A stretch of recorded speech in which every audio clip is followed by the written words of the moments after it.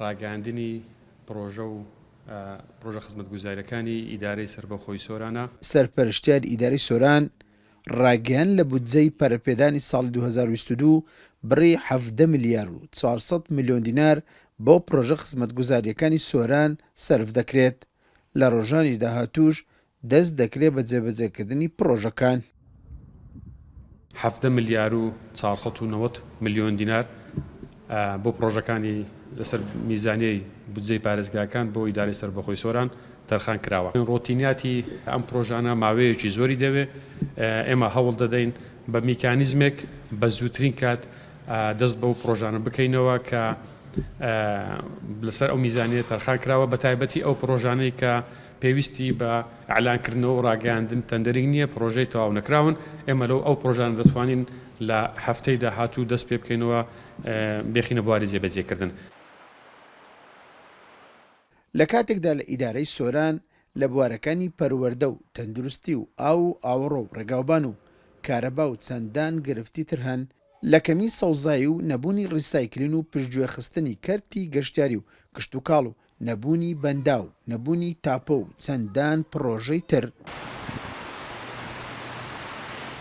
بەهۆی قەیرانی دارایی وەستاون و بوونەتە کێشە لە بەردەم هاوڵاتیان. پرۆژەکان بەڕاستی هەمووی گرنگن، چونکە پرۆژەکان زیاتر پرۆژەی خزمەتگوزاری، پرۆژەی ڕێگاوبان و شەقام و کارەبا و ئاوە، هەموو پرۆژەکان گرنگی خۆی هەیە، هەمووی خزمەتگوزاری سەرەتایین. بەڵام وەکو باسم کرد لە 2014 ئەم پرۆژانە هەمووی وەستا بوون. ئێستا کە دەستمان پێ کردوێتەوە پرۆژەیەکی زۆر کەڵەکە بووە، بەڵام ئێمە بەو بەرنامە پلانێکە دامان ناوە دەستمان پێ کردوێتەوە، وردە وردە هەوڵ دەدەین ئەو کێشانە چارەسەر بکەین.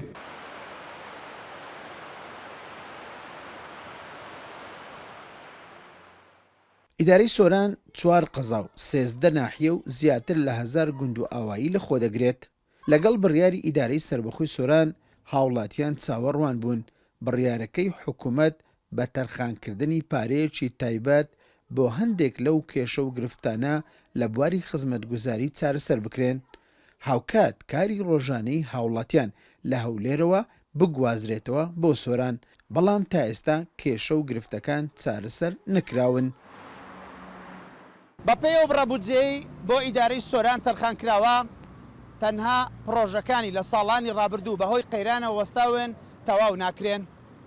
بڕیارەکەی حکوومەتیش بۆ تەرخانکردنی پارەیەک تایبەت بە ئیدارەی سۆران تا ئێستا نەچۆتەواری جێبەجێکردن. ئیسماعیل عوسمان، کورسات نیوز، ئیدارەی سۆران.